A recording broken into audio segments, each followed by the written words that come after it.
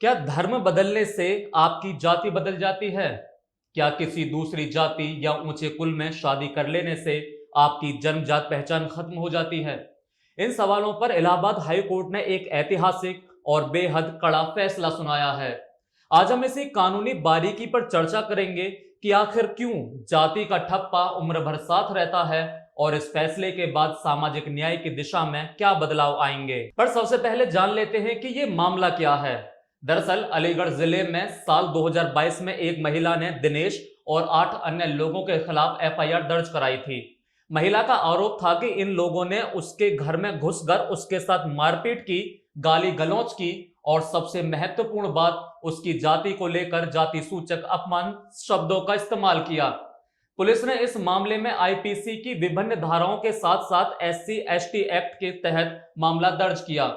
तो आरोपियों ने इस पर एफआईआर और निचली अदालत में आदेश को हाई कोर्ट में चुनौती दी। आरोपियों के वकील ने एक बहुत ही तकनीकी और दिलचस्प दलील दी, ये आपको जानना चाहिए। उन्होंने कहा कि शिकायतकर्ता महिला मूल रूप से बंगाल की रहने वाली है और अनुसूचित जाति यानी एससी से आती है, लेकिन उसने एक जाट यानी कि ओबीसी या एससी समुदाय के पुरुष से शादी की है।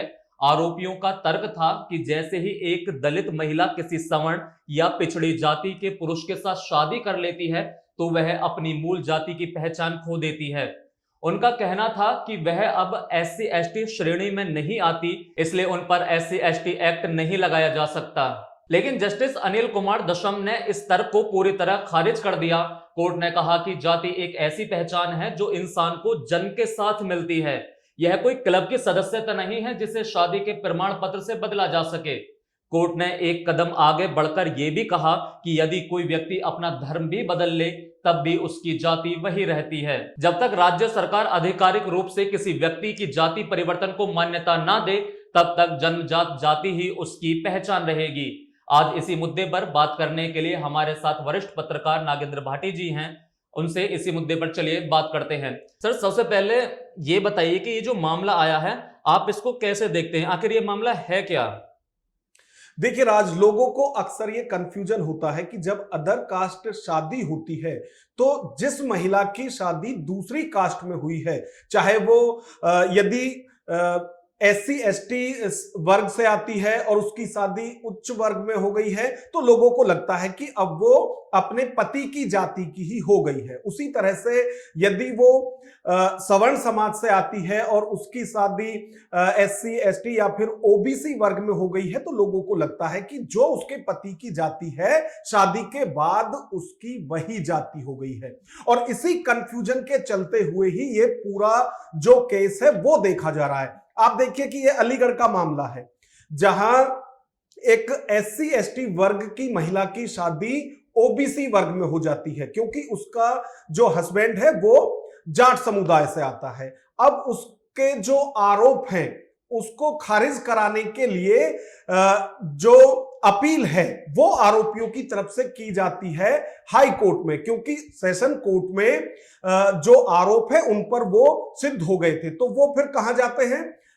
यूपी हाई कोर्ट जाते हैं, इलाहाबाद हाई कोर्ट जाते हैं और वहां भी वो यही दलील देते हैं कि भले ही महिला एससी एसटी वर्ग की हो लेकिन क्योंकि अब उसकी शादी जाट समुदाय के किसी शख्स के साथ हुई है और वो ओबीसी में आते हैं तो जो एससी एसटी एक्ट की बात वो कर रही हैं वो अब उनके ऊपर लागू नहीं होती है क्योंकि अब वो भी ओबीसी वर्ग की हो गई है।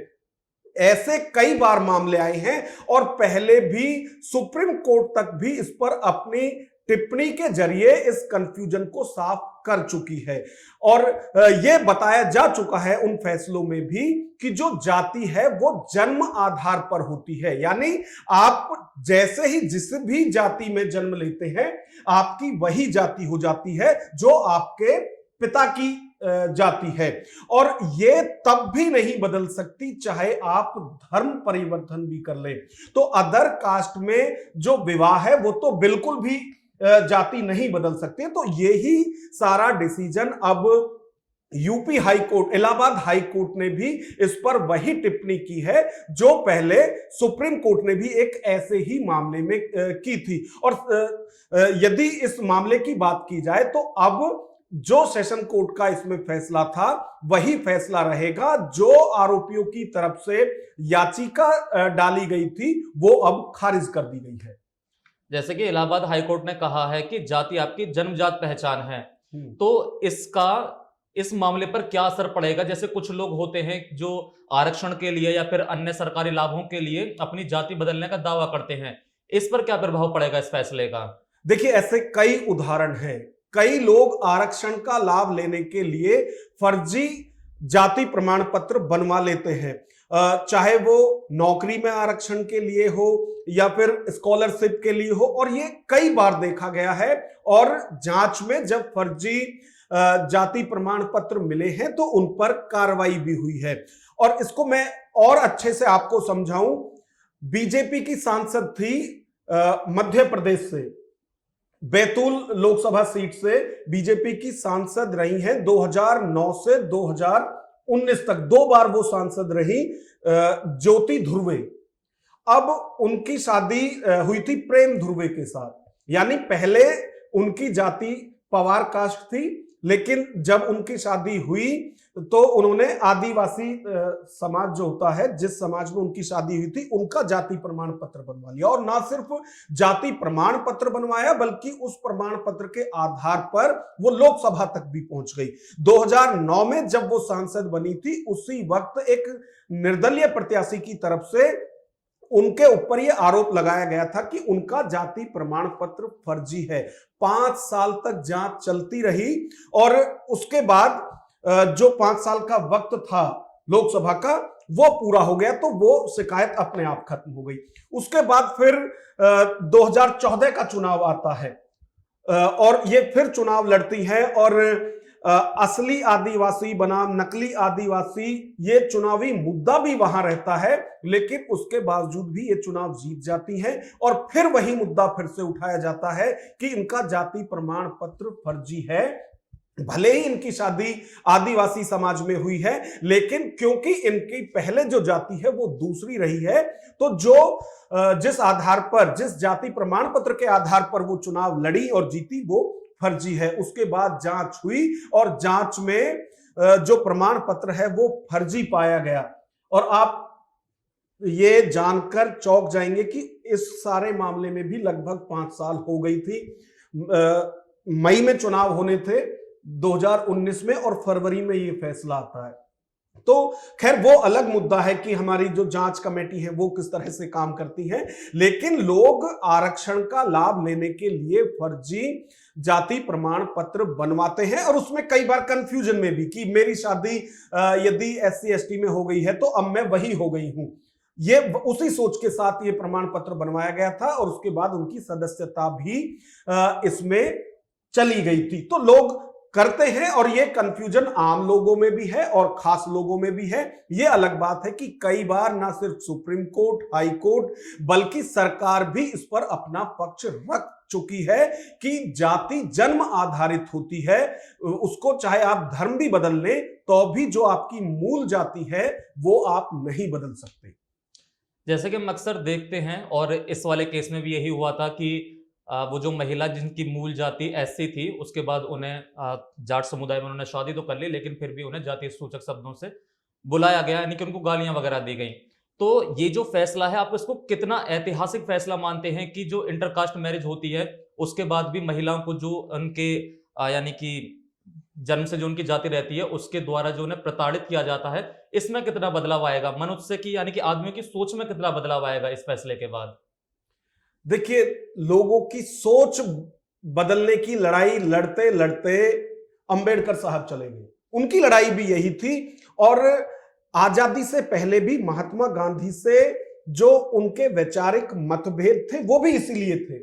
महात्मा गांधी कहते थे कि समाज को वक्त देना चाहिए, धीरे धीरे सब सुधार हो जाएगा। लेकिन अंबेडकर साहब कहते थे कि सदियों से ये सब चला आ रहा है, अब और ज्यादा वक्त नहीं दिया जा सकता।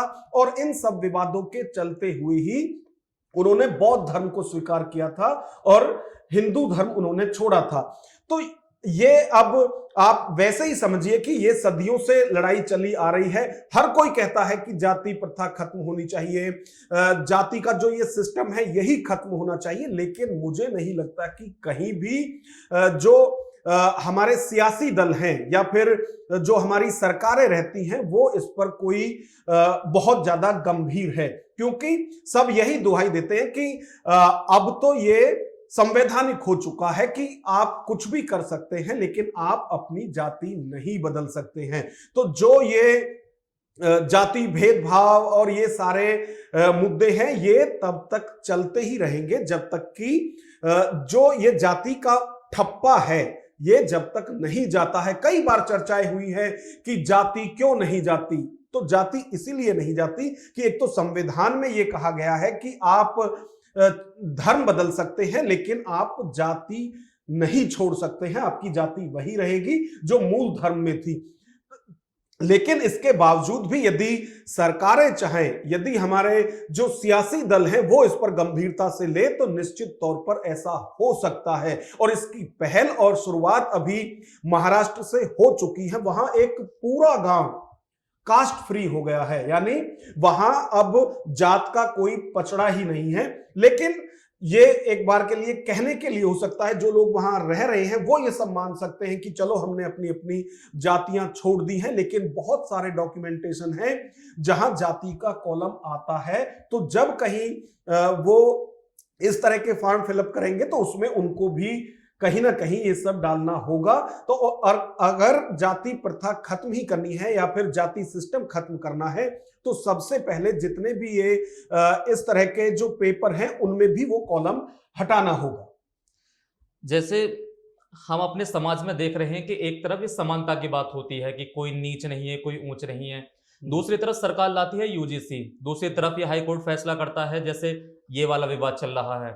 तो हमारे समाज में ये ऊंच नीच की ये जाति भेदभाव ये कब खत्म होगा? जैसे कि अभी इस केस से हम मुझे एक फिल्म याद आ रही है, आपने देखी होगी, अक्षय कुमार की एक बेबी फिल्म थी जहां पर वो कहता है कि जहां हमारी जाति का सेक्शन होता है वहां हम बोल्ड एंड कैपिटल लेटर में इंडियन लिखते हैं। हमारे देश के हर नागरिक में वो भावना कब आएगी, कब हम इस जात से, कब इस ऊंच नीच से ऊपर उठेंगे और किस दिन हम सब मिलकर एक इंडियन बनेंगे, भारतीय बनेंगे? आपको कब क्या लगता है? देखिए, जैसा कि मैंने पहले भी कहा, हमारे कई महापुरुष ये सपना देखते देखते स्वर्गवासी हो गए या ये दुनिया ही छोड़कर चले गए, लेकिन उसके बाद भी अभी भी नहीं लगता है। आप देखिए, और इसका सबसे बड़ा कारण हमारे जो ये सियासी दल हैं या हमारे जो नेता हैं वो इसका सबसे बड़ा कारण है। आप अभी देखिए, चुनाव होंगे तो जाति आधारित ही टिकट बांटे जाएंगे, उसी आधार पर सारे चुनाव होते हैं।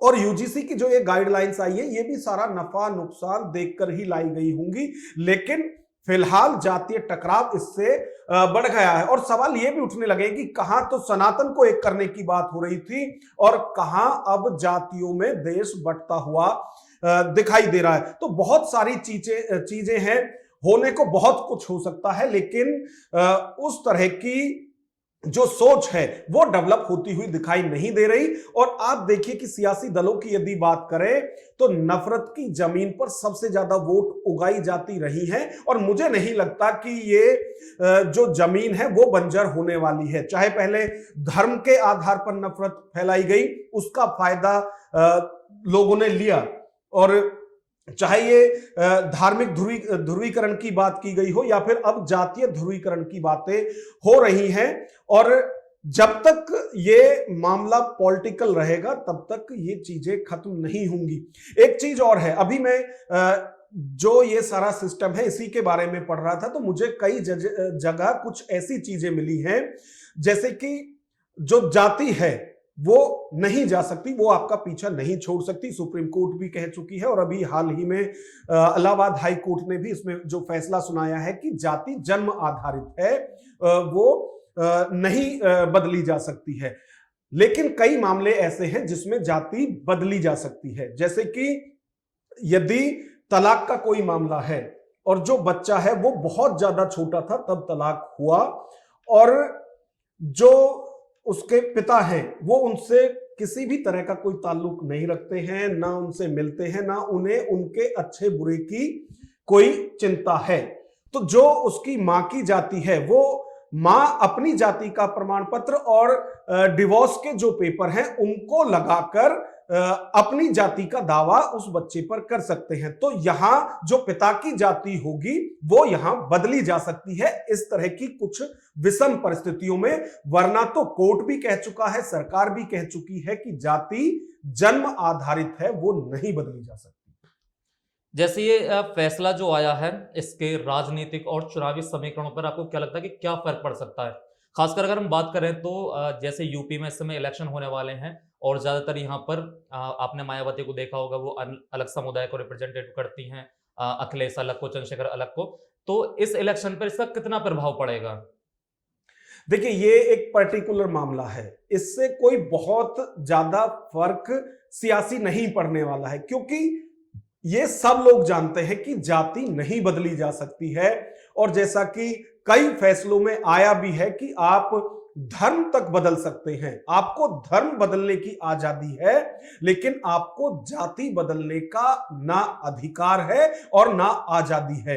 तो ये सभी लोग जानते हैं और इस तरह के फैसले से बहुत ज्यादा सियासी परिवर्तन नहीं आने वाला है। लेकिन हां, यदि हम सियासी लाभ की बात करें तो कई जगह ये ऐसे आ जाता है, इसको आप ऐसे समझिए कि जो हस्बैंड है वो ओबीसी से है या फिर जनरल कास्ट से है और जो वाइफ है वो एससी एसटी से आती है। तो कई बार क्या होता है, आप ये समझिए कि लोकसभा का चुनाव है, विधानसभा का चुनाव है या फिर क्षेत्रीय चुनाव है, वहां जो सीट रिजर्व होती है उस सीट से वो महिला चुनाव लड़ सकती है। और ऐसा कई बार देखने को मिला है कि जो पति है वो रिजर्व कास्ट से ना होने के बावजूद भी उसकी पत्नी ने चुनाव लड़े हैं और जीते हैं। तो इतना सियासी फायदा जरूर इस तरह की जो अंतरजातीय शादी होती है उसमें लोगों को फायदा जरूर मिलता है कि वो रिजर्व सीट से चुनाव लड़ सकती है। चलिए, अंत में चलते चलते अगर इस पर आप कोई क्लोजिंग बाइट देना चाहें, कुछ बताना चाहें समाज को कि ये फैसला कितना महत्वपूर्ण है, कितना इंपॉर्टेंट है, या लोग इसे कितना गलत और कितना सही समझ रहे हैं, एक दो लाइन में अगर आप अपनी बात खत्म करें। देखिए, इसमें सिर्फ यही है कि जो एक कंफ्यूजन चला आ रहा है कि यदि आप अदर कास्ट में कोई महिला शादी करती है तो उसकी जो मूल जाति है वो खत्म हो जाएगी, उसकी वो जाति हो जाएगी जो उसके पति की है। तो ये कंफ्यूजन अब दूर हो जाना चाहिए। और जहां तक जातिगत भेदभाव की है, अपमानित टिप्पणी करने की है, अब हम 21वीं सदी में हैं, अब हमको ये सब भुलाकर बराबरी की बात करनी चाहिए। जाति, ऊंच नीच, छुआछूत, इन सब से अब पीछे छोड़कर हमें आगे बढ़ना होगा। और यही वक्त है, आज हम चांद तक पहुंच चुके हैं लेकिन फिर भी इस तरह की जो कुरीति है उन्हें हम आज भी पकड़े हुए हैं। तो ये एक सभ्य समाज के लिए सही नहीं है, इनसे हमें अपना पीछा छुड़ाना होगा और सबको सम्मान के साथ, बराबरी के साथ रहने का हक है और वो हक हर किसी को मिलना भी चाहिए। आज की इस सार्थक चर्चा से एक बात तो साफ हो गई कि इलाहाबाद हाईकोर्ट का यह फैसला केवल एक कानूनी टिप्पणी नहीं बल्कि हमारे सामाजिक ढांचे का एक आईना भी है। अदालत ने यह स्पष्ट कर दिया कि जाति कोई लिबास नहीं है जिसे विवाह या धर्म परिवर्तन के साथ बदला जा सके। यह वह पहचान है जो इंसान के जन्म के साथ जुड़ती है। इस फैसले ने उन लोगों के इरादों पर भी पानी फेर दिया है जो ये तर्क देकर कानूनी कार्यवाही से बचना चाहते थे कि दूसरी जाति में शादी के बाद SC ST एक्ट के तहत अधिकार खत्म हो जाते हैं। आप इस पूरे मामले पर क्या सोचते हैं, हमें कमेंट करके जरूर बताइए। मैं आपके साथ राज माहौर आपसे अलविदा लेता हूं, फिर मिलेंगे एक ऐसी ही चर्चाओं में। तब तक हमारे साथ जुड़े रहिए और देखते रहिए न्यूज वॉच इंडिया।